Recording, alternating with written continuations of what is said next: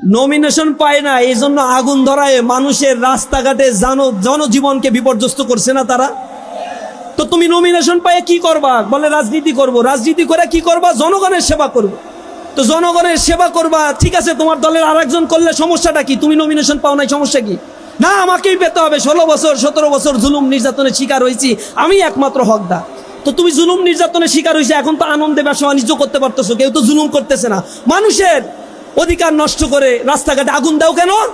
তখন তারা এটা মানে না। মনের ভিতরে একটা কথা আছে যে না, যে নমিনেশন পেয়েছে সে তো এই কেবল ভোট হইলেই ক্ষমতায় যাবে, আর তারপরে যে কোটি কোটি টাকা কামাবে, আমি তো তা কামাইতে পারলাম না, এই জন্যই আমি মূলত রাস্তায় নামছি।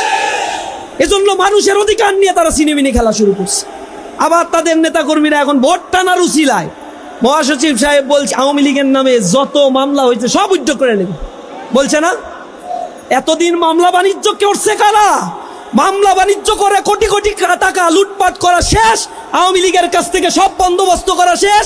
এখন তাদের নামের মামলাগুলো উইথড্র করে ফেলতে হবে, এখন লাগবে ভোট। এই হচ্ছে তাদের চরিত্র।